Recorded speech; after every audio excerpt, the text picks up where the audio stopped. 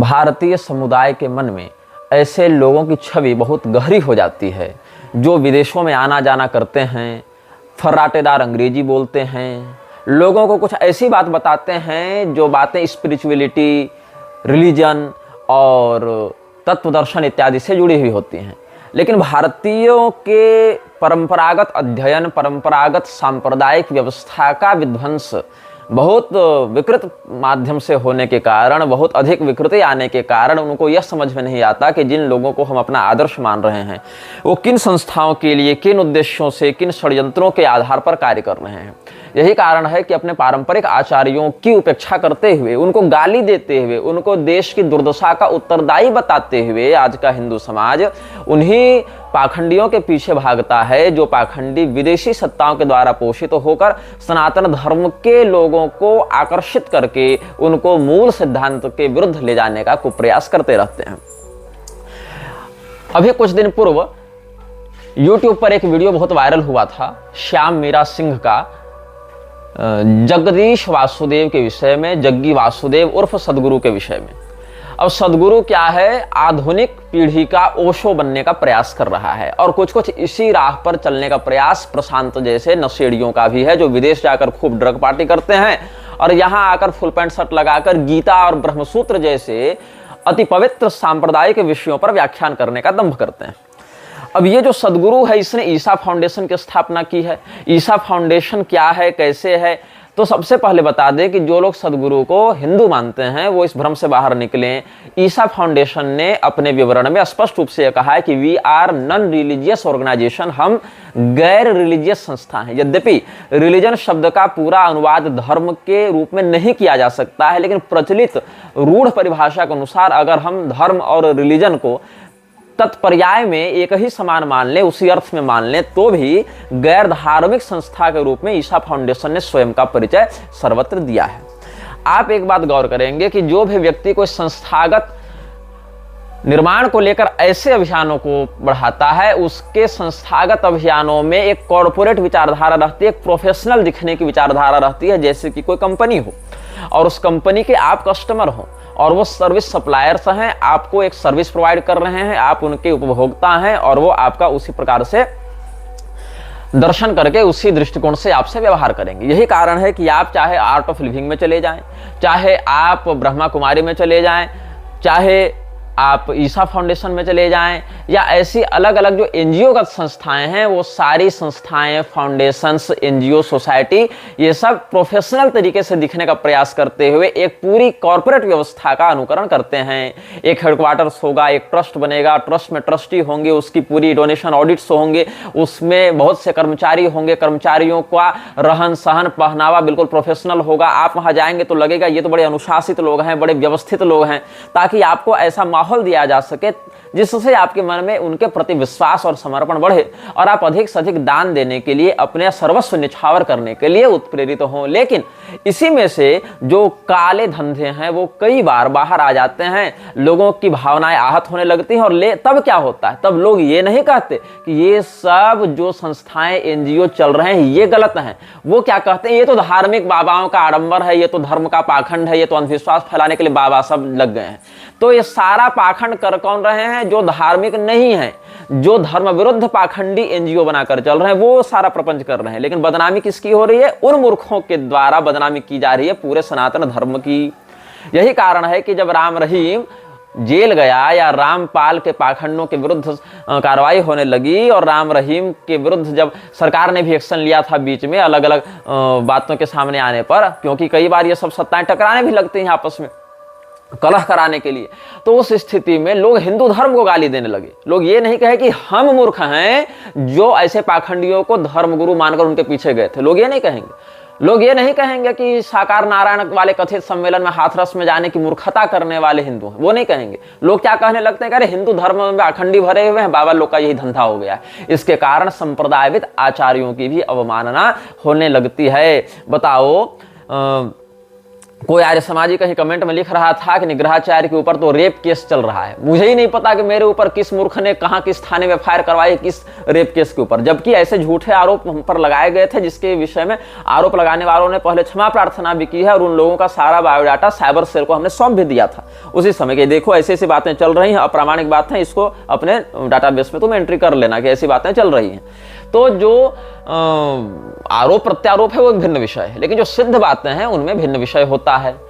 बदनामी फिर भी सनातन धर्म से जुड़े लोगों की होती है। राम रहीम जब जेल गया था उस समय मैं कामाख्या से यात्रा कर रहा था रांची की, और बीच में सिलीगुड़ी जलपाईगुड़ी में मुझे गाड़ी बदलनी थी, वहां मैं रुका था। तो कई लोग मेरा उपहास कर रहे थे ये कहकर कि देखो देखो ये सब बाबा लोग तो पाखंडी ढोंगी बलात्कारी होते हैं, जबकि मेरा वैसा न आचरण है न धर्म का वैसा अनुशासन है। ये तो पाखंडियों ने भ्रम किया है, पाखंडियों ने मूर्खता फैलाई है, और शास्त्रीय परंपरा से अनभिज्ञ लोग उन्हीं के पीछे पीछे जाकर दौड़कर उनको अपना गुरु मानकर उनको डोनेशन दे रहे हैं।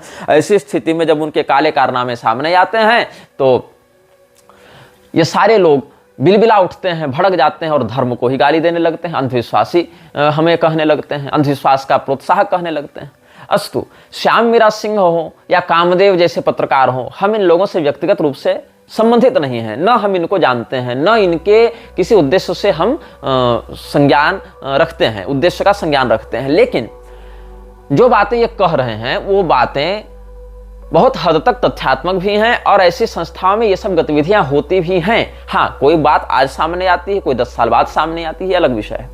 लेकिन कहीं न कहीं जो सनातन धर्म की मूल परंपरा का बहिष्कार करके एक नई लीक खड़ी करने में जो निकल जाता है कोई व्यक्ति, उस व्यक्ति को समय ही परास्त करता है, यह भी एक सत्य है। आसाराम बापू ने ईसाई मिशनरियों के विरुद्ध अच्छा काम किया। ईसाई मिशनरियों के विरुद्ध काम करने से सरकार की नजर में आ गए। हालांकि उन्होंने जो किया वो पूर्णतः धर्मसम्मत है ऐसा भी नहीं है, क्योंकि ब्राह्मणेतर होकर ब्राह्मणेतरों को प्रणव दीक्षा देना, ओंकार की दीक्षा देना, यह भी विशुद्ध अधर्म है। साथ ही अपने नाम की आशा रामायण निकलवाकर स्वयं को ही भगवान के जैसा पूजवाने लग गए, घर घर में उनके फोटो लगाकर लोग धूप दीप दिखाने लगे। तो ये सब जो प्रपंच है, ये सब वर्णाश्रमातिक्रमण करने के कारण हमारा उनसे विरोध है। लेकिन जिस विषय में वो जेल में है वो विषय में निर्दोष है, ऐसा हमारा पक्ष है। उस केस को जहां तक हमने पढ़ा जाना समझा, उस आधार पर जिस मुकदमे के कारण इतना वो व्यक्ति जेल में रहा या रह रहा है, वो व्यक्ति इस मामले में दोषी नहीं है, जैसा हमारा चिंतन है। लेकिन ऐसा भी नहीं है कि इसका अर्थ हम सनातन धर्म के अनुसार उनको मान लें, क्योंकि प्रणव दीक्षा अनधिकृतों को देना, अनधिकृत होकर देना, साथ ही अपने नाम के रामायण छाप देना, अपने नाम की चालीसाएं निकालना, अपने व्यक्ति पूजा के बात को शिष्यों में प्रसारित करने लगना, बड़े बड़े जुलूस में होली खेलना, और ये सब जो बहुत से स्टेज पर हुआ करते थे ना काम वहां पर, तो इन सब बातों से हमारा विरोध है। ये सब सांप्रदायिक दृष्टि से सनातन धर्म की मूल परंपरा में नहीं आते हैं, बल्कि उसकी परंपरा के विरुद्ध ही जाते हैं। तो सदगुरु या जग्गी वासुदेव जो इसका नाम प्रचलित है, उसका विरोध आज के वामपंथी बहुत करते हैं, आज के लिबरल्स बहुत करते हैं। लेकिन ये लिबरल और वामपंथी ये नहीं जान पाते कि दरअसल ये तो उन्हीं के पार्टी का व्यक्ति है। ये इनको लगता है ये हिंदू धर्म का प्रचार कर रहा है, जबकि ऐसा नहीं है। देखो, रावण का महिमा मंडन करना हो या आर्य बाहर से आक्रमण करते हुए आए, ये सब बातें कहनी हो, मतलब जो आर्यन माइग्रेशन थ्योरी जो ईसाइयों ने भारत में लागू करने का कुप्रयास किया था, उसका विषय हो, चाहे शिवरात्रि के नाम पर आयोजन करके अली मौला पर नाचना हो, चाहे योग का हिंदू धर्म से संबंध नहीं ऐसा मूर्खतापूर्ण वक्तव्य देना हो, ये सब सनातन धर्म को विकृत करने वाले ही कार्य हैं। तो क्या हुआ था, मिलक्षराज की संस्था फ्रीमेसन्स का ये बड़ा चहेता पालतू है। कौन? जग्गी वासुदेव। और जग्गी वासुदेव ने चेन्नई में अधिवेशन जो फ्रीमेसन्स का हुआ था उसमें भाषण भी दिया था 1 घंटे तक। तो आप ईसा फाउंडेशन की ही वेबसाइट्स पर ये सब देख सकते हैं, जहां पर ये कह रहे हैं कि सदगुरु was in Chennai on November 22, 2012 to give the keynote speech at the 12th conference of Masonic Grand Lodges।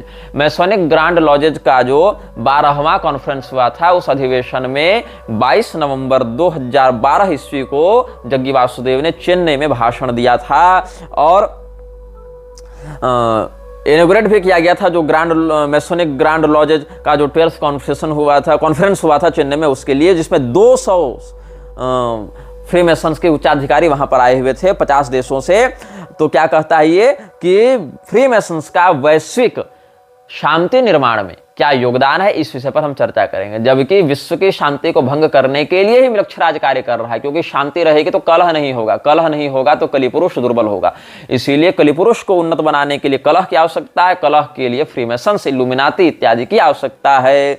तो क्या कहते हैं ये लोग, over 200 highly placed members of the freemason society from over 50 countries participated in the conference which sought to explore the role of freemasonry in universal peace keeping, one world religion, new world order इत्यादि अवधारणाओं को खुलेआम support करने वाला यह जो जग्गी वासुदेव है, ये फ्रीमेसनरी की इसी विचारधारा को, न्यू वर्ल्ड ऑर्डर को, एजेंडा को विकसित करने में, सफल बनाने में लगा हुआ है।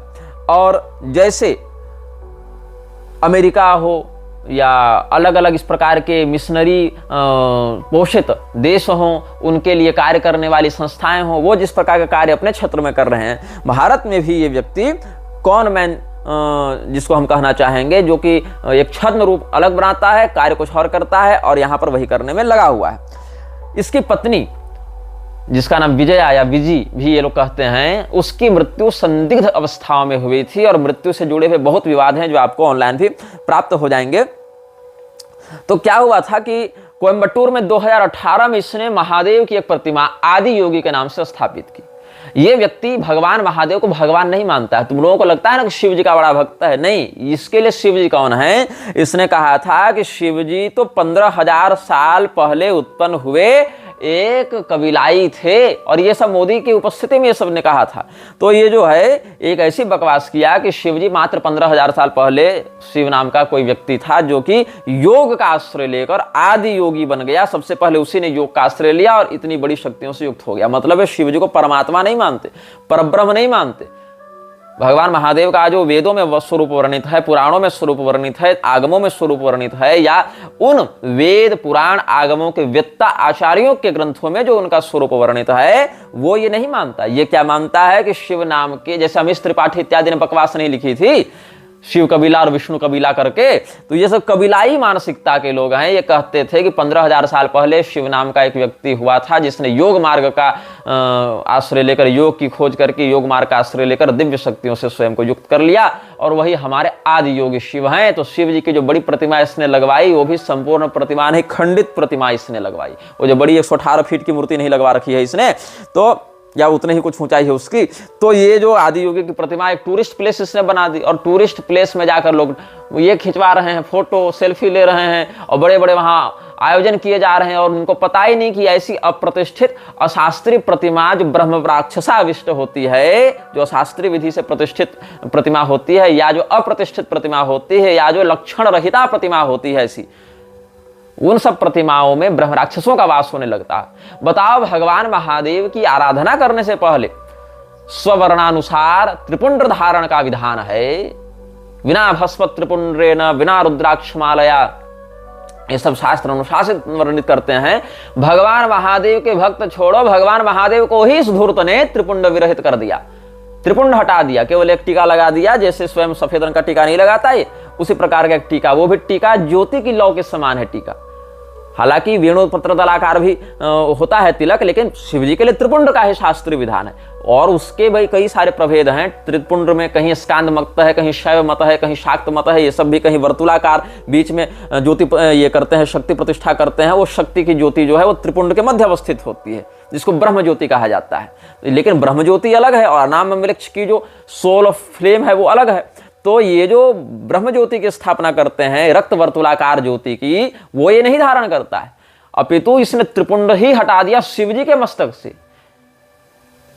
त्रिपुंड हटा दो, सर्पाहार हटा दो, ये सब जितने भी सर्प भुजंगादि आभरण हैं भगवान के वो हटा दो, और बाद में सर्प पूजा करवाओ अलग से। एक अलग नाटक है इसका। सर्प पूजा के नाम से, नाग पूजा के नाम से और भी आसुरी शक्तियों की आराधना ये करवा रहा है। अभी इसका माथा भी फटते फटते बचा था, ब्रेन सर्जरी इसकी हुई थी ना, यही सब उपद्रव करने के कारण। तो क्या कहा था इसने कि Shiva is a mortal, Shiv ji एक मरण धर्मा, मतलब मृत्युंजय को मरणशील बता रहा था कि Shiva is a मॉर्टल born 15,000 years ago. ये इसने बयान जारी किया था जब इसने कोयम्बटूर में वो आदि योगी की प्रतिमा का अनावरण किया था, और कहा कि ये तो आदि योगी है, सबसे पहले योग की डिस्कवरी इन्हीं ने की थी।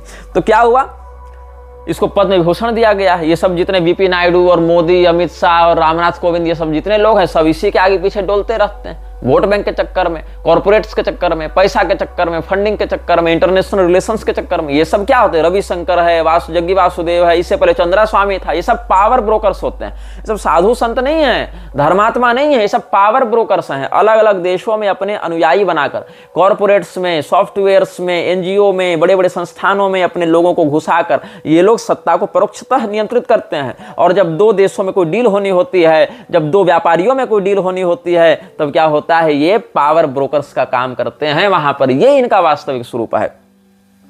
तो क्या हुआ? सरकार ने इसको पद्म विभूषण दे रखा है ताकि लोगों के मन में इसकी प्रतिष्ठा बढ़े। सरकार का क्या है? कांग्रेस की सरकार आई तो हिंदू देवी देवताओं के नंगी तस्वीर बनाने वाले एमएफ हुसैन को पद्म विभूषण दे दिया।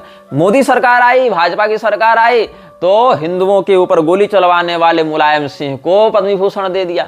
लेकिन वही मुलायम सिंह को वोट देने वाले हिंदुओं को गाली दी जाती है, लेकिन मुलायम सिंह को पद्म विभूषण देने वाले मोदी को हिंदू हृदय सम्राट दिखाया जाता है। तो ये दोगलई है ना, ये नेताओं की दोगलई है, ये जनता की दोगलई है, ये मूर्खों की दोगलई है, ये सब बातें होती हैं। तो 9 अक्टूबर 2022 को नाग प्रतिष्ठा का इसने नाटक किया था। नाग प्रतिष्ठा में भी जो नाग का जो चित्र है, नाग का जो विग्रह है, प्रतिमा है, वो भी आधी अधूरी है। आधी इधर दिखेगी, फिर पीछे धंसी है, फिर आगे दिखेगी, ताकि एक एस्थेटिक दिखाया जा सके माहौल की कोई दिव्य है, एंटिक है, प्राचीन है, कोई रहस्यमय विद्या ये बता रहा है। ये क्या कहता है कि हम चामुंडी हिल गए थे, जो मैसूर में चामुंडी पहाड़ी है, वहां पर गए थे और वहां पर एक विशेष पत्थर पर बैठकर अपनी साधना तपस्या करते थे, तो उसी स्थान पर हमको सिद्धि प्राप्त हुई थी। जैसे मूसा के जीवन में नहीं बताया जाता कि भेड़ बकरी चराते हुए पहाड़ पर गया, वहीं पर इसको यहोवा का साक्षात्कार हुआ और यहोवा ने उसी पहाड़ पर इसको ज्ञान दिया। बस इसी प्रकार से चामुंडी हिल वाला भी एक बना के रखा हुआ है और वैसे ही गडेरियापना दिखाता है। तो 23 सितंबर 1982 को हमको इनलाइटेंड किया गया था चामुंडी हिल पर, ऐसा ही व्यक्ति दावा करता है। इंडियन एक्सप्रेस का समाचार 10 अक्टूबर का छपा था कोयम्बटूर से ही, जब इसकी पत्नी की मृत्यु हुई थी। तो क्या लिखता है Indian Express? After a surfeit of scandals relating to fake governments, yet another ashram from Coimbatore is in the limelight with Jaggi Vasudev alias Jagdish of Isha Yoga ashram at Poondi near here being charged with the murder of his wife Viji alias Vijay Kumari. According to the police, T.S. Gangana of Bangalore, Vijay's father, has complained to the Bangalore City Police suspecting foul play in the death of his daughter Vijay, who was married to Jaggi. The complainant said that his daughter had left him last on June 15, 96, and that he had received a message on January 23, 97 from Jaggi saying that Vijay was no more. Gangana had also reportedly said that despite requests, Jaggi has hurriedly cremated the body on January 24, even before he could rush from Bangalore. He has also said that burning the body was not the custom in their community. Jaggi had seemingly chosen this method for disposing the mortal remains of Vijay. Gangana suspects Jaggi of having done Vijay to death.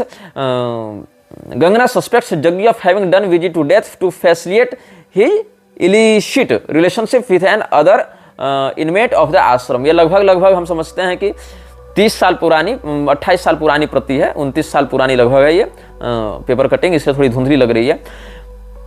Based on Gangana's complaint to the Bangalore City Police, a case was registered. The Bangalore City Police have subsequently transferred the case to the Coimbatore Rural Police under whose jurisdiction the ashram falls. They have registered a case against Jaggi. Meanwhile, a team of police personnel have visited the premises of Isha Ashram at Pondi and interrogated the people there. Godman Jaggi is in the USA and further investigations are in the case. ये सब बातें हैं कि जब इसकी पत्नी की मृत्यु हुई थी तो इसने पहले अंतिम संस्कार किया उसका, वो भी जलाने की विधि से किया, और इसके बाद उसके पिता को खबर की गई तो पिता ने ही केस दर्ज करवाया था। मतलब इसके ससुर ने अपनी बेटी की मृत्यु का, हत्या का चार्ज लगाते हुए, इस पर आरोप लगाते हुए जग्गी वासुदेव पर केस किया था। ये सब बातें हैं। तो इसने क्या कहा कि ये तो समाधि में चली गई, महासमाधि में चली गई है मेरी पत्नी, इसीलिए वो महासमाधि को प्राप्त हो गई बस। लेकिन इससे पहले जग्गी वासुदेव ने कई बार यह कहा था कि मेरी पत्नी अभी उतनी योग्य नहीं हुई है साधना में कि महासमाधि इत्यादि लगा सके, अपरिपक्व है।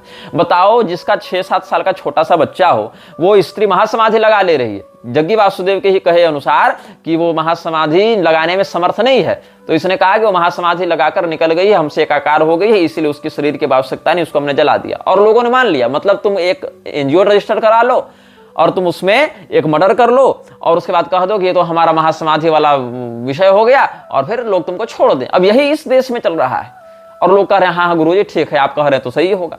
तो ये बताओ, अगर महासमाधि हो भी गई थी तो उसके परिजनों को, उसके पिता को, माता को, या जो भी उसके अभिभावक हैं, पिता को बताने से पहले ऐसी क्या हड़बड़ी से अंतिम संस्कार तुमको कर देना पड़ा? भाई उसको महासमाधि मिली है तो उसके जो भी श्रद्धालु हैं उसको भी तो कम से कम बताओ कि हाँ तुम्हारी गुरु माता को महासमाधि प्राप्त हो गई, आओ देख लो ये महासमाधि में है, अब अंतिम दर्शन करो, फिर हम इनका विधिवत जो भी व्यवस्था है उसके अनुसार अंतिम संस्कार करेंगे। नहीं, हड़बड़ी में समाप्त कर दिया सारा विषय इसने और कह दिया कि उसको निर्वाण की प्राप्ति हो गई। फ्रीमेसन्स के सदस्यों के इसी प्रकार से रहस्यात्मक परिजनों की मृत्यु होती रहती है। जग्गी वासुदेव फ्रीमेसन्स का मेंबर, उसकी पत्नी की रहस्यात्मक परिस्थितियों में मृत्यु या हत्या, और उसकी कोई जांच पड़ताल नहीं, क्योंकि बड़े बड़े कॉन्टेक्ट्स हैं। और एक बात और बताऊं, जिस दिन फ्रीमेसन्स में ज्वाइन होने के लिए विवेकानंद ने अप्लाई किया था उसके 3 दिन के बाद ही उसके पिता की मृत्यु हो गई थी। यह भी एक रहस्य है, जिसके विषय में हम तब बताएंगे जब विवेकानंद पर आएंगे। खैर, अब हम यहां ये बता रहे थे कि जैसे इस्कॉन ने भगवान कृष्ण को उठा लिया चैतन्य महाप्रभु के संप्रदाय से और उनका शास्त्रीकरण कर दिया, उनका कॉर्पोरेट उनको बनाकर उनके नाम पर खूब बिजनेस चलाया, वैसे ही जग्गी वासुदेव ने शिव जी को उठा लिया और उनका बिजनेस कर दिया, उनको कॉर्पोरेट में डाल दिया। इधर अली मौला पर ये नाच रहा है, शिवलिंग के ऊपर अग्नि जलाकर वहां पैर से सेक रहा है, आग सेक रहा है, और आग जलाकर पैर से सेक रहा है, उधर शिवलिंग पर कपूर जलाकर क्या क्या तामझाम कर रहा है, जबकि शिवलिंग के ऊपर कपूर जलाने का कोई शास्त्रीय विधान नहीं है, बल्कि निषेध होता है इस प्रकार देव प्रतिमाओं के साथ हस्तक्षेप करना। और काशी के घूसखोर लोभी बहुत से पंडित उसके चरणों में लौट जाते हैं, इस धूर्त के चरणों में, जो कि खुलेआम वृक्षराज की संस्थाओं में आता जाता है और उनका समर्थन करता है। एक व्यक्ति ने बहुत पहले इसको एक्सपोज किया था, वो व्यक्ति का नाम तो मुझे नहीं पता, चैनल था उसका कामदेव के नाम से यूट्यूब पर, और उस वीडियो को लगभग 40-50 लाख लोगों ने देखा था। तो सदगुरु ने क्या किया था, कोर्ट में शिकायत की, और चूंकि नेता मंत्री से इनका उठना बैठना है, ये सारे लोग तो इन्हीं लोग के सेटअप किए हुए हैं व्यवस्था में, तो यूट्यूब को एक कोर्ट ऑर्डर देकर उस डॉक्यूमेंट्री को डिलीट करवा दिया गया था, जिसको लगभग 40-50 लाख लोगों ने देखा था उस समय। सोचो कि एक YouTube वीडियो से इसकी सत्ता इतनी प्रभावित हो गई थी और ये डर गया था, कहा नहीं नहीं इस वीडियो को हटाओ, सीधे हटाओ। अगर वास्तव में तुम सच्चे थे तो उस वीडियो के विरुद्ध तुमको बयान जारी करते कि नहीं इसमें लगाए गए आरोप गलत है, और सच्ची बात ये है, सही बात ये है। जैसे कि आजकल बहुत से लोग दुष्प्रचार नहीं कर रहे हैं हमारा, कि ये तो अपनी शादी में खुद ही पंडित बनकर विवाह कराने लगा क्योंकि सबको सबसे अधिक ज्ञानी स्वयं को मानता है। अरे मूर्खों, विवाह में जो शास्त्रीय परंपरा है उसमें बहुत से मंत्र वर को पढ़ने होते हैं, बहुत सी कन्या को पढ़ने होते हैं, बहुत से कन्या के पिता को पढ़ने होते हैं, लेकिन चूंकि दूल्हा दुल्हन या दूल्हे के माता पिता, दुल्हन के माता पिता अब वेद मंत्रों में उतने अधिकारी नहीं बचे, या फिर उनका ज्ञान नहीं है पढ़ने का, इसीलिए पुरोहित जी उन मंत्रों को उनके बदले प्रतिनिधिक रूप में पढ़ते रहते हैं, दूल्हा वाला भी, दुल्हन वाला भी, माता पिता वाला भी, और कहते हैं ऐसा ऐसा करते जाओ। लेकिन जिसको मंत्रों का ज्ञान है, जिसको मंत्रों का अधिकार है, वह तो स्वयं ही मंत्र पढ़ेगा। फेरा लेने के मंत्र वर ही पढ़ता है, तो मैं मंत्र पढ़कर फेरा ले रहा था, उसी की 15 सेकंड क्लिप ये लोग वायरल करके क्या कहते हैं कि यहाँ तो कोई ब्राह्मण ही नहीं था, जबकि ऐसा नहीं। हमारे पक्ष से ब्रजेश पाठक जी गए हुए थे, सुमन पाठक जी गए हुए थे, ये दोनों वो सारा कर्मठ करा रहे थे, हमने इनको यथायोग्य दक्षिणा मान सम्मान भी किया, लेकिन वो वीडियो में नहीं आए क्योंकि वो किनारे बैठे थे, वीडियो तो किसी ने खींच कर डाल दिया था। तो इस बात को न समझने के कारण लोग मूर्खता करते रहते हैं। तो जो कोई आरोप लगाता है उस स्थिति में जो सत्य है वो बताया जाता है, न कि रिपोर्ट भेजकर और उस वीडियो को ही डिलीट करवा दिया जाता है अपने राजनीतिक ताकत का प्रयोग करते हुए। तो क्या हुआ कि जो उसकी वाइफ थी विजया कुमारी, जिसको विजी कहा जाता है, वाइफ के व्यक्तिगत जीवन पर तो हम ज्यादा कुछ नहीं कहेंगे, लेकिन ये कहा जाएगा कि जो पब्लिक में उसने अपनी वाइफ की मृत्यु की बात कही, उसने कहा महासमाधि। अब महासमाधि क्या है, व्यक्ति की अपनी इच्छा से शरीर से निकलने की स्थिति ब्रह्म में विलीन होने की होती है, लेकिन पति यहां पर उपलब्ध हैं और स्त्री ही निकल जा रही अपने 6 साल के बच्चे को छोड़कर। ये कितनी मतलब विचित्र बात है, 7 साल के अपनी संतान को छोड़कर पत्नी महासमाधि में निकल जा रही है, और इतनी गजब महासमाधि होती है कि उसके पिता को भी नहीं बताया जाता है कि तुम्हारी बेटी को महासमाधि हो गई है। पिता को भी कब बताया जाता है, जब सारा का सारा अंतिम संस्कार ये सब हो चुका होता है, वो सारा हड़बड़ी में काम करके, और फिर बताया जाता है कि ऐसा ऐसा हो गया, अब तुम्हारी बेटी को महासमाधि हो गई, हमने सारा काम धंधा कर रखा है। ये सब बातें होती हैं। तो क्या है, ओशो की अंतरराष्ट्रीय प्रसिद्धि से प्रेरणा लेते हुए जग्गी वासुदेव ने भी ऐसा ही धंधा प्रारंभ किया और ओशो की ही नक्शे कदम पर चलते हुए ये सारा कार्य अपना कर रहा है। ये क्या कहता है, the same dimension that made Krishna और Jesus who they were exists within you and people around you too, it just needs your attention to blossom। ये भगवान कृष्ण को भी भगवान नहीं मानता, ये भगवान कृष्ण को जीसस के तुल्य मानता है। ये देखो जितने भी ये सब फ्रीमेसन्स के पैसे से पल रहे हैं ना, सारे लोग जीसस और कृष्ण को एक जैसा दिखाने का प्रयास करते हैं। चाहे फ्रीमेसन्स के फोर्ड के पैसे से पलने वाला प्रभुपाद हो, चाहे फ्रीमेसन्स के पैसे से पलने वाला जग्गी वासुदेव हो, चाहे फ्रीमेसन्स के द्वारा बोस्टन में फंडिंग प्राप्त किया हुआ योगानंद हो, ये सारे लोग जो जीसस और कृष्ण को एक बताते फिरते हैं ना, ये सारे लोग एक ही संस्था से पैसा पा रहे हैं, एक ही संस्था से फंडिंग पा रहे हैं, और वो संस्था फ्रीमेसन्स है जो मृक्षराज की संस्था है। Christ is a possibility in every human being. It needs to be raised. That is not religion, but the spiritual process. एक इन्होंने एक नया टर्म निकाल रखा है, स्पिरिचुअल प्रोसेस, और हर व्यक्ति अपने अनुसार स्पिरिचुअलिटी बेच रहा है। हम जो कर रहे हैं वो स्पिरिचुअल है, स्पिरिचुअल है। कोई मर्यादा नहीं, कोई माने मतलब नहीं, कोई कुल धर्म नहीं, कोई वर्ण धर्म नहीं, कोई सांप्रदायिक गुरु परंपरा नहीं, बस स्पिरिचुअल है, स्पिरिचुअल है। ले लो, कूपन काटो, पैसा दो, स्पिरिचुअलिटी ले लो, और इसमें सब आ जाएंगे। और यहाँ पर जीसस की तुलना भगवान राम से भी करता है। Why Rama and Jesus are an inspiration, कि जीसस और राम से हम क्या प्रेरणा ले सकते हैं, इस पर इसका पूरा एक डिस्कोर्स वर्णित है, इसका एक पूरा लेक्चर है। क्राइस्ट जो है हर मनुष्य की एक संभावना है, इस क्राइस्ट की संभावना को जगाने की आवश्यकता है। अपने हृदय के क्राइस्ट को पहचानो, ईसाई के भाव को धारण करो, ईसा बन जाओ, ईसाई के समान व्यवहार करने लगो, ये इसका है। अब बताओ इसके जो ये चेले हैं ये कितने मूर्ख हैं। एक ट्विटर हैंडल मुझे दिखा था ट्विटर में, स्ट्रिंग रिविल्स के नाम से, ये क्या दिखा रहा है, क्या कहता है, दैट्स वाई, मतलब सदगुरु के किसी बात को कोट करते हुए इसने लिखा था, that's why I always hold Sadhguru one step above god, remembering his words, this is not a culture of worshipping gods, this is a culture of god making.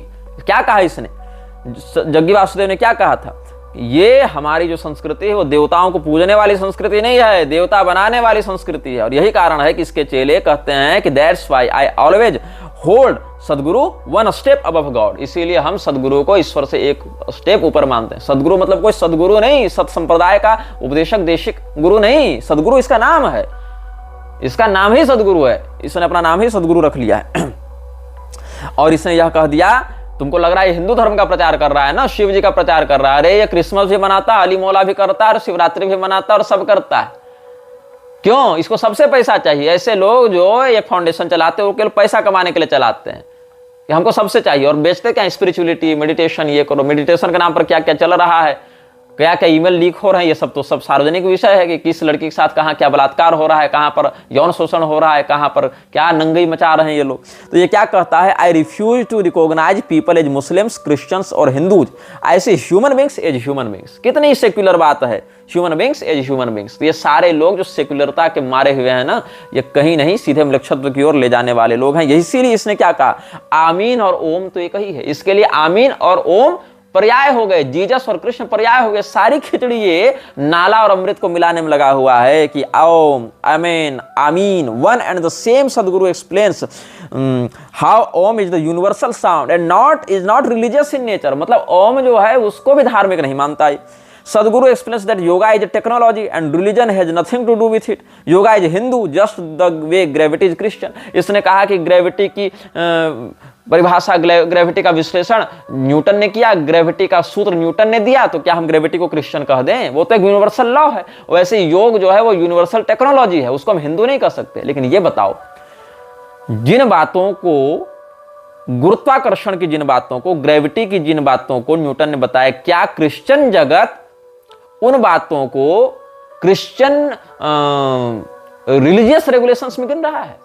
मतलब न्यूटन चलो क्रिश्चियन था, तो न्यूटन ने ग्रेविटी के विषय में जो सिद्धांत दिया वो सिद्धांत क्रिश्चियन सिद्धांत नहीं कहला जा सकता है, भले न्यूटन खुद क्रिश्चियन था। इस बात को तुम कहकर यह सिद्ध करना चाहते हो कि इसी प्रकार योगा भी हिंदू नहीं है। योग शब्द है लेकिन ये लोग योगा कहने लगते हैं, योग भी हिंदू नहीं है, ये एक यूनिवर्सल टेक्नोलॉजी है। अच्छा ये बताओ, किसी हिंदू ने योग दर्शन की खोज की क्या? किसी हिंदू ने योग दर्शन को बताया, एक्सप्लेन किया क्या? सबसे पहले अगर योग दर्शन की बात करें तो योग दर्शन के दार्शनिक ऋषि के रूप में हम महर्षि पतंजलि का ध्यान करते हैं। तो महर्षि पतंजलि जब कह रहे हैं कि ईश्वर के प्रति प्रणिधान के भाव को धारण करना योग का अंग है। ईश्वर प्रणिधान क्रिया योग के अंतर्गत जब वर्णन करते हैं तो तपस्वाध्याय ईश्वर प्रणिधान आने क्रिया योग है, ये सब जो कहते हैं कि तपस्या स्वाध्याय ईश्वर प्रणिधान यह क्रिया योग का अंग है। तो तपस्या की जब परिभाषा बताते हैं, स्वाध्याय की जब परिभाषा बताते हैं तो वैदिक मर्यादा को अपनाते हुए बताते हैं, हिंदू धर्म के अनुसार बताते हैं, धार्मिक ग्रंथ के रूप में बताते हैं। ईश्वर प्रणिधान में जब ईश्वर की परिभाषा बताते हैं महर्षि पतंजलि योग दर्शन में, तो क्या कहते हैं? क्लेश कर्म विपाकाशैर अपरामृष्ट पुरुष विशेष ईश्वर। क्लेश और कर्म विपाक से रहित अपर अमृष्ट पुरुष विशेष चेतन की ईश्वर संज्ञा है। वहां गॉड और अल्लाह नहीं बताते हो। फिर उसमें क्लेश की जब परिभाषा बताते हैं तो अविद्या स्मिता राग द्वेषाभिनिवेशा पंच क्लेशा ये बताते हैं। उसमें ब्रह्म जीव का भेद अविद्या है, मृत्यु का भय अभिनिवेश है। ये सब वहां पर जो बातें बता रहे हैं वो कोई ऐसी भौतिक टेक्नोलॉजी नहीं बता रहे हैं, मशीन बना दिया और गियर एक्सल लगा दिया। वो सीधे सीधे धर्म की व्याख्या ही कर रहे हैं, वो सीधे सीधे सनातन धर्म की मर्यादा के अनुसार कर रहे हैं। इसीलिए योग विशुद्ध रूप से सनातन धर्म ही है। तुम उसको ये नहीं कह सकते हो कि जैसे कोई हिंदू अगर ईमेल का आविष्कार कर दिया तो हम ईमेल को हिंदू कह दें क्या? ईमेल की टेक्नोलॉजी हिंदू हो गई क्या? हाँ, नहीं होगी, क्योंकि ईमेल का हिंदू धर्म के अनुशासन या मार्ग या प्रस्थान के रूप में वर्णन नहीं है, लेकिन योग का वर्णन है। लेकिन ये लोग क्या कर रहे हैं? इनको योग लेना है हिंदू धर्म से, लेकिन हिंदू की पहचान के बिना लेना है। इनको शिव जी लेने हैं हिंदू धर्म से, लेकिन हिंदू धर्म की पहचान के बिना लेना है। इनको ओंकार लेना है हिंदू धर्म से, लेकिन हिंदू धर्म की पहचान के बिना लेना है। ये तुम्हारा सब कुछ लेना चाहते हैं, लेकिन तुम्हारी पहचान के बिना लेना चाहते हैं। तुमसे तुम्हारा सर्वस्व छीन लेना चाहते हैं, उसको हाईजेक कर लेना चाहते हैं और तुमको तुम्हारी विरासत से दूर कर देना चाहते हैं। ऐसे पाखंडी यही इन लोगों का षड्यंत्र है। अब समझ में आ रही है बात? शिवरात्रि इसने ले ली हिंदू धर्म से और कहा कि Shivratri has nothing to do with Hindu धर्म। ये तो एक एस्ट्रोनॉमिकल इवेंट होता है। तो हमारे पास मतलब हमारा कुछ नहीं है, जो है सो तुम ले लो और उससे हमारी पहचान को हमसे अलग कर दो। कल के पैदा हुए तुम हमारे शिवरात्रि को ले लो, हमारे शिव जी को ले लो, हमसे योग ले लो, हमसे ओंकार ले लो, हमसे प्राणायाम ले लो और कह दो ये सब तो एस्ट्रोनॉमिकल इवेंट्स हैं, ये तो टेक्नोलॉजी है। टेक्नोलॉजी में क्या हिंदू और क्या मुसलमान? वाह जी वाह। तो ये इन लोगों की मूर्खता तुम समझ सकते हो कि कैसे ये लोग षड्यंत्र करते जा रहे हैं। लेना सब हमसे है, लेकिन हमारी पहचान को ही हमसे दूर कर देना है, कोई क्रेडिट नहीं देना। ये सीधी सीधी चोरी है, डकैती है। ऐसे डकैतों को तुम संत मानते हो? ऐसे डकैतों को तुम साधु मानते हो? अच्छा, इसने जो इनलाइटमेंट की बातें की हैं अपने जीवन में, क्या इनलाइटमेंट है? तो भारती वरदराज को जान रहे होगे तुम। भारती वरदराज वो महिला है जिसको कई बार सदगुरु की पिछले जन्म की प्रेमिका के रूप में बताया जाता है। और विजया कुमारी की हत्या के बाद भारती वरदराज काफी निकट रहने लगी हैं जग्गी वासुदेव से। और जग्गी वासुदेव का एक वीडियो तुमने देखा होगा, नहीं देखा होगा तो यूट्यूब पर मिल जाएगा, तुम देख लेना, कि भारती वरदराज लेटी हुई है, कथित रूप से वही महिला है, और उसकी योनि पर अपने पैर के अंगूठे से वो मसल रहा है, कह रहा है कि हम इसमें स्पिरिट ट्रांसफर कर रहे हैं। ये इसका वीडियो तुमको कहीं मिल जाएगा, तुम लोग सर्च करके देख लेना। और क्या क्या इसने किया है, जब ईशा फाउंडेशन की इसने स्थापना की थी और त्रिशूल इत्यादि के प्रोजेक्ट्स निकाले थे, त्रिशूल नाम से रजिस्टर करवाया था ना, त्रिशूल इंफ्रास्ट्रक्चर इत्यादि चला रहे थे, वहां सब जगह भारती वरदराज को इसने ट्रस्टी रखा है। सबसे पहले इसकी पत्नी की मृत्यु से लेते हुए पनामा पेपर कनेक्शन जब हुआ था ना, पनामा पेपर लीक्स, जिसमें बड़े बड़े लोगों के नाम आए थे, तो इसका भी नाम उसमें आया था। लैंड इंक्रोचमेंट में जो भूमि अधिग्रहण है, अतिक्रमण है, उसमें इसका नाम कई बार आया है।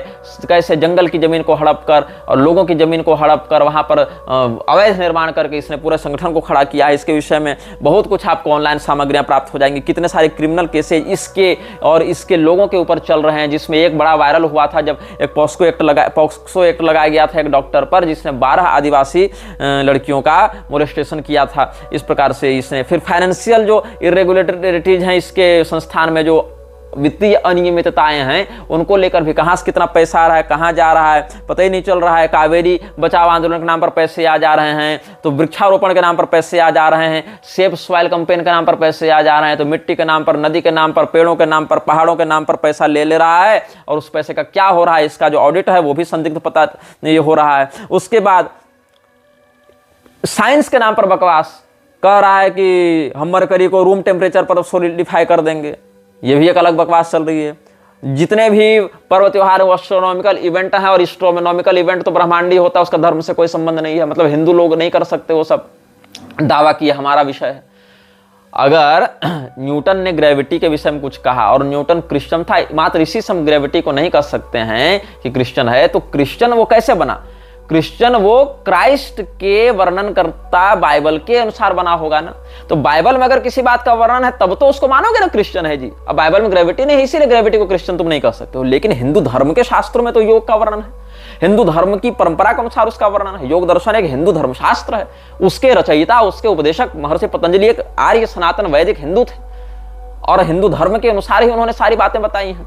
और जो महर्षि वेदव्यास ने अपने पौराणिक साहित्य में या महाभारत इत्यादि में लिखा है, और जो भगवान श्री कृष्ण ने गीता इत्यादि में उपदेश दिया, वो सब सनातन धर्म के अनुसार योग की विषय बताई, वार्ता बताई है, योग का प्रारूप बताया है, योग के प्रभेद बताए हैं। तो ये सब क्या है? सनातन धर्म के धर्म ग्रंथों में वर्णित धार्मिक विषय हैं। यम नियम इत्यादि जो अंग है वो सीधे सीधे सनातन धर्म के अकाट्य अभिनय अंग है। चाहे तुम क्रिया योग देख लो, चाहे तुम अष्टांग योग देख लो, ये सब सारे के सारे उसी से जुड़े हुए हैं। लेकिन इसको वो सारा लेना है, केवल हिंदू धर्म की पहचान नहीं लेनी। हाँ, अगर किसी हिंदू ने ईमेल का आविष्कार कर दिया, किसी हिंदू ने किसी और मशीन का आविष्कार कर दिया जिसका वर्णन वहां उस रूप में नहीं मिलता उस पद्धति से, तो तुम कह सकते हो उस समय दुर्जनतोष न्याय से कि हाँ चलो ये हिंदू ने भले बनाया, लेकिन हिंदू इस टेक्नोलॉजी को तो हम कह नहीं सकते, ये बात सत्य है। लेकिन जिस बात का वर्णन कुरान में है, जिस बात का वर्णन बाइबल में, उसको ईसाई या इस्लामी ही तो कहोगे, उसके अनुसार चलने वाली बात को। तो फिर सनातन धर्म के वेदों में वर्णित जो योग शिखोपनिषद है वो किसका है? बाइबल का है क्या? कुरान का है क्या? वो तो हिंदू धर्म का है ना। योग चूड़ामणि, हर्ष योग प्रतिपिका, ये सब कहाँ के? हिंदू धर्म के हैं। घेरंड संहिता, ये सब कहाँ का है? गोरक्षनाथ जी ने योग मार्ग का उपदेश सनातन धर्म के अनुसार किया है। सिद्ध सिद्धांत पद्धति सनातन धर्म का ग्रंथ है। तो ये सब जो योग मार्ग के हैं, मत्स्येंद्रनाथ जी की मत्स्येंद्र संहिता, ये सब कहाँ का है? ये सब सनातन धर्म के मान्य वेद, पुराण, शास्त्र, स्मृति, ये सब है दर्शन। ये तो तुम वहां से उसको पहचान अलग कर रहे हो, तो तुम सीधे सीधे उसकी हत्या कर रहे हो, उसकी जड़ को काट कर उसके पत्तों को सींचने का तुम प्रयास कर रहे हो ना। अब जितने भी ये सब बातें कहता है सदगुरु, उसमें केवल फराटेदार अंग्रेजी, घूमे फिराई बातें और पैसा लाओ पैसा लाओ पैसा लाओ, ये सब करते हुए कई सारी संस्थाएं इसने बना रखी हैं अपने फंडिंग को डाइवर्ट करने के लिए, अलग अलग संस्थाओं में फंडिंग डालने के लिए। जिसमें क्या क्या है? एक है त्रिशूल शेल्टर्स प्राइवेट लिमिटेड, जिसमें मौमिता सेन शर्मा, पुनीत नंदा, स्वामीनाथन वेलिंगिरी, भारती वरदराज, राधे जग्गी, रुक्मिणी कार्तिकेयन, ये सब ट्रस्टी हैं। फिर ईशा बिजनेस प्राइवेट लिमिटेड है, जिसमें विनोद हरि और भोजराजन राजेश, चंदर, अरुल ज्योति, ये सब नाम है। रुक्मिणी कार्तिकेयन, पलानी नाथन, रविचंद्रन, कौगलूर, इलया कुमार, अरुणगिरी, भारती वरदराज, ये सब है। भारती वरदराज लगभग सब में है। ईशा कैपिटल प्राइवेट लिमिटेड में भी वेंकट रस राधा कृष्णन है, कुगलूर इलया कुमार है, ये सब अरुणगिरी, लक्ष्मी नारायण पुरम, कृष्णन नारायण, पालनीनाथन, रविचंद्रन, भारती वरदराज, इसमें भी है। त्रिशूल फाउंडेशन प्राइवेट लिमिटेड, इसमें भी भारती वरदराज है। ईशा क्राफ्ट्स प्राइवेट लिमिटेड, इसमें भी भारती वरदराज है। Isha institute of inner sciences, इसमें भी भारती वरदराज है। ईशा लाइफ रिसर्च फाउंडेशन, इसमें भारती वरदराज का सीधे नाम तो नहीं मिल रहा है मुझे, लेकिन राधे जग्गी इत्यादि का नाम है। Isha natural beauty products wellness private limited, ये सब में भी Krishi land farm developers, Isha naturo organic solutions, Isha Arogya private limited, Isha life fitness system private limited, Uzhavan agro solution private limited. ये सब मतलब अलग अलग तरह के जितने भी ये सब एनजीओ के स्पिन ऑफ्स बना रखे हैं ताकि अपने फंड को, पैसे को डाइवर्ट किया जा सके। पुनीत नंदा कौन है? ये वॉलंटियर था ईशा फाउंडेशन का, जो जग्गी वासुदेव और भारती वरदराज का काफी निकटवर्ती रहा है, और ये सत्या पाउल का शिष्य है, क्षमा करें, सत्या पाउल का पुत्र है। और इसने यह दावा किया था कि हम तो समस्त मोह माया से परे हो चुके हैं और हम तो सन्यासी हो गए हैं, लेकिन सन्यास लेने के बाद ही अलग अलग ट्रस्ट में ये ट्रस्टी बनकर घूम रहा है। तो ये जितने भी लोग ये सब सन्यासी का वेश धारण करके बने हुए हैं, ये सब जितने भी लोग अपने आप को इनलाइटेंड बताते हैं, वो सारे इनलाइटेंड कहाँ पर घुसे हुए हैं? सारे मनी मेकिंग प्रोसेस में घुसे हुए हैं। राधे जग्गी, जो जग्गी वासुदेव की बेटी है, मौमिता सेन शर्मा, ये सब भी इसमें, स्वामीनाथन वेलनगिरी, ये सब जितने भी लोग हैं सब धीरे धीरे करके केवल पैसा बनाने के लिए लगे हुए हैं। केवल इसमें ईसा फाउंडेशन के नाम पर डोनेशन लेकर अलग अलग तरह से डाइवर्ट कर रहे हैं मनी को, लॉन्ड्रिंग कर रहे हैं मनी की, और लोगों को हिंदू धर्म के ही मूल पहचान के विरुद्ध ले जाकर ये सब अपना अपना कार्य कर रहे हैं। अब एक विषय बहुत महत्वपूर्ण है इसमें। ऋषि प्रभाकर नाम का एक व्यक्ति आता है जो महर्षि महेश योगी का चेला था। महर्षि का चेला तो ऋषि कम से कम होगा ही, तो गुरु महर्षि था इसका, जो उड़ना सिखाता नहीं था, जिसके विषय में CIA वाला लेटर जो हमने सार्वजनिक किया था कि जो ये लोग वर्ल्ड पीस ऑर्गेनाइजेशन के आधार पर काम करना चाह रहे थे कि हम लोग पूरे विश्व में शांति फैलाएंगे और लोगों को उड़ना सिखाएंगे और अपनी ध्यान शक्ति से अपराध को कम कर देंगे। तो वही महर्षि महेश योगी का जो चेला था ऋषि प्रभाकर, उसके विचारों को चुराकर व्यक्त करने का आरोप लगता है जग्गी वासुदेव पर। और ऋषि प्रभाकर भी ये सब बहुत सी संस्थाएं चलाता रहा है और ये भी एक प्रकार का सस्ता ओशो ही था अपने समय का। तो ये सारे लोग कभी न कभी एक दूसरे से कनेक्टेड रहे हैं, डायरेक्टली या इनडायरेक्टली, लेकिन बहुत ज्यादा इन्फ्लुएंस्ड था सदगुरु ओशो से और साथ साथ ऋषि प्रभाकर जैसे लोगों से। अब इसमें जो न्यूज लॉन्ड्री करके एक वेबसाइट है, न्यूज लॉन्ड्री में बहुत कुछ आपको प्रमाण के साथ बातें मिल जाएंगी, जिसमें तमिलनाडु की गवर्नमेंट के द्वारा जो HSCA है ना, हिल एरिया कंजर्वेशन अथॉरिटी, जो पहाड़ी क्षेत्रों की संरक्षण वृत्ति को धारण करने वाली संस्था है, तो वहाँ पर HSCA के बिना अनुमति के कैसे ईशा फाउंडेशन की इसने नींव डाली थी जंगली क्षेत्रों में लोगों को ये दिखाने के लिए हम तो वनवासी हैं, तपस्वी हैं और बड़े बड़े कॉर्पोरेट्स खड़े किए हैं। इसके विषय में बहुत से यहाँ पर डॉक्यूमेंट्स उपलब्ध हैं। तो ये सारे डॉक्यूमेंट्स भी हम धीरे धीरे करके अपने वीडियो में अटैच करने का प्रयास करेंगे कि कैसे कैसे कब कब कौन कौन तारीख को HSCA का नोटिस ये सब भेजा गया है, कि कैसे जंगल की कितनी जमीनों को इसने हड़पा है, जमीन के जो इनक्रोचमेंट के जो नोटिसेज हैं वो सब इसको कैसे भेजे गए हैं, ये सारी बातें यहाँ पर हम आपको सप्रमाण एक एक नोटिस का वर्णन करेंगे और सारे कुछ हम अपने वीडियो में ही अटैच करेंगे। कैसे अपने कॉर्पोरेट को बढ़ाने के लिए इसने सारे नियम कानूनों को ताक में रखा। अगर तुम सरकार की बात भी मानते हो, अगर तुम कानून को भी मानते हो, अगर तुम लोकतंत्र के भी निष्ठावान अनुयायी हो, तो भी कैसे लोगों ने कितनी बार अपील की है इसके विरुद्ध, लेकिन कोई सुनवाई नहीं हुई। अच्छा ये बताओ, कितनी लड़कियां घरों से भागकर ईशा फाउंडेशन चल जाती हैं, रहती हैं वहां पर, उनके माता पिता को पता नहीं होता। इसके विषय में बहुत से परिजनों ने शिकायत दर्ज कराई है पुलिस में कि वहां पर ऐसा हो गया वैसा हो गया, हमारे बाल बच्चों को वहां पर ब्रेन वॉश करके रखा जाता है। हालांकि जो ईशा फाउंडेशन वो बार बार ऐसे आरोपों से इनकार करता है, कोई थोड़े कहेगा कि हाँ हम कर रहे हैं ऐसा, लेकिन जो वहां के जुड़े हुए लोग हैं, जो वहां से एफिलिएटेड लोग हैं, वही सब ये सब बातें सामने बताते रहते हैं। लेकिन चूंकि नेता मंत्री इत्यादि से इतनी निकटता इस व्यक्ति की है कि, और फ्रीमेसन्स का इतना चहेता है कि जो भी व्यक्ति इसके खिलाफ जाने का प्रयास करता है उसका या तो मुंह बंद करा दिया जाता है अस्थायी रूप से, या फिर परमानेंट ही उसको समाप्त कर दिया जाता है। अब जो जग्गी वासुदेव है वो अपनी पैशाचिक शक्तियों को जागृत करने के लिए सदैव अशास्त्रीय विधि से ही कार्य करता रहता है। अशास्त्रीय विधि में अग्नि के ऊपर पैर सेकना, भगवान शिव के शिवलिंग को बनाकर उसके ऊपर कपूर जला देना, शिवरात्रि के नाम पर जो आयोजन करता है ये आदि योगी वाले कथित मूर्ति के आगे वहां शिव जी के स्वरूप में लाते हुए ये त्रिपुंड रहित भुजंगाभरण रहित भगवान महादेव को आधे अधूरे विग्रह में स्थापित करता है। या तो शिवलिंग के रूप में विधिवत रखो, या तो विधिवत साकार प्रतिमा के रूप में रखो। ये मनमानी करते हुए लोगों को शिव जी के फैशन में लाने के लिए, ट्रेंडिंग में लाने के लिए ये नाटक करता रहता है कौन? जग्गी वासुदेव। तो इसके विषय में अभी यूट्यूब पर भी बहुत कुछ प्राप्त हो रहा है और बहुत कुछ वेबसाइट्स भी हैं। न्यूज लॉन्ड्री इत्यादि वेबसाइट ने हाउ सदगुरु बिल्ट हिज ईसा एम्पायर इलीगली, इसमें 150 एकड़ का जो कैंपस है कोयम्बटूर में, उसका कैसे निर्माण अवैध तरीके से किया गया है। पुलिस सरकार से कितनी बार अपील की है, लोगों ने, सरकार ध्यान नहीं देती, कई बार नोटिस भेजती है, तो ये सीनियर ऑफिशियल्स की इन्फ्लुएंस से उन सब बातों को, मामलों को दबा देता है। ये सारी जो कार्टेल चला रहे हैं ये लोग, ये सारा कार्टेल जो ईशा फाउंडेशन का है उसके विषय में बहुत कुछ प्रमाणिक बातें आपको प्राप्त हो जाएंगी इंटरनेट पर भी। ये कोई बहुत ज्यादा रहस्यमय विषय नहीं है, इसीलिए हम बहुत खुलकर बात नहीं करेंगे, क्योंकि जिन विषयों को लोग पहले से बोलते आ रहे हैं, जिन विषयों के विषय में सारे प्रमाण पहले से उपलब्ध होते रहे हैं, जो चर्चा का विषय पहले से रहा है, उस विषय पर हम कम बोलते हैं, क्योंकि लोगों के पास अन्य स्रोतों से भी प्रमाणित जानकारी प्राप्त होती रहती है। हम उन विषयों पर अधिक बोलने पर ध्यान देते हैं जो विषय सामने उतनी प्रगल्भता से, उतने मेन स्ट्रीम में नहीं आ पाए हैं।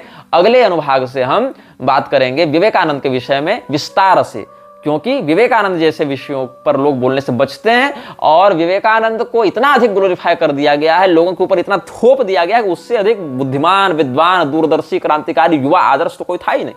ऐसा उसको ग्लोरीफाई कर दिया गया है। लेकिन हम बात करेंगे विवेकानंद के काले पहलुओं पर, कि कैसे उस व्यक्ति ने अपनी अदूरदर्शिता और शास्त्रानभिज्ञता के कारण सनातन धर्म को क्षति पहुंचाई है। यह वीडियो जल्द ही हटा दिया जा सकता है। कृपया थर्ड पार्टी ऐप्स का उपयोग करके डाउनलोड करें। आप इस वीडियो को अपने चैनल पर फिर से अपलोड भी कर सकते हैं।